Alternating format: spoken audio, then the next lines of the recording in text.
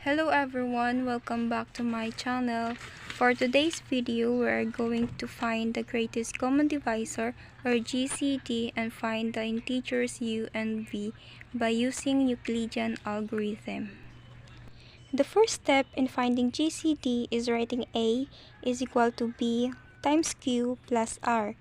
The q is the quotient and the r is the remainder, where we have r is greater than or equal to 0 and less than b. The next step is doing this exact same thing that we did above, but now using the integers b and r. So we are going to write b is equal to r times q sub 1 plus r sub 1, where we have r sub 1 is greater than or equal to 0 and less than r. And then we will repeat this process, and this time using r and r sub 1. So we will write r is equal to r sub 1 times q sub 2 plus r sub 2, where we know that r sub 2 is greater than or equal to 0 and less than r sub 1. And we continue to do this until the remainder is equal to 0. Then the last non-zero remainder is the GCD. So para mas maintindihan, let's try this example. Find GCD of 120 and 75. Let A is 120 and B is 75. So we are going to write 120 is equal to 75 times 1 plus 45. So to find the Q and R, we need to divide 120 by 75. The quotient is 1 and the remainder is 45.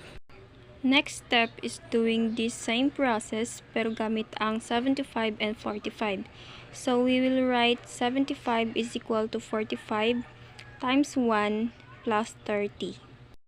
So ganun pa rin ang gagawin. Para makuha ang quotient and remainder, kailangan i-divide ang 75 by 45. We will repeat this process until the remainder is 0. The non-zero remainder is the GCD. So the GCD of 120 and 75 is 15.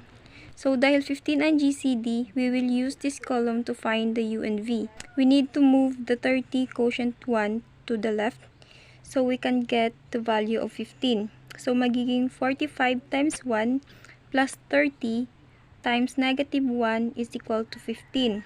Take note that if we move the numbers, we need to change the sign inside the parentheses. We need to follow the process to get the value of 30 and 45. After to get the value of these remainders, we are going to find the value of u and v. Since the GCD is 15, ito yung gagamitin natin to find the u and v. The first step is we are going to write 15 is equal to 45 times 1 plus 30 times negative 1. The second step is substitute the value of 45 and 30 and then multiply. Tandaan na nasa loob lang ng parenthesis ang pwede mo i-times or i-add. Meaning to say, ito lang ang imumultiply mo sa 1.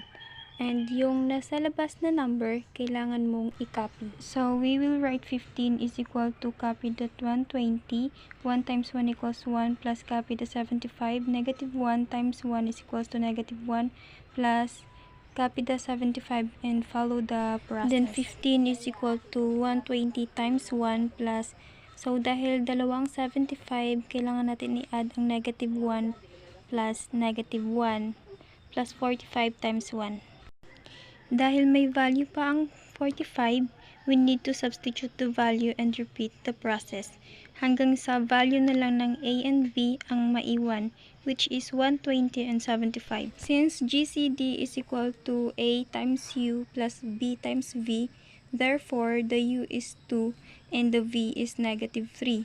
And to check if it is correct, substitute the value of a and b and u and v, then solve.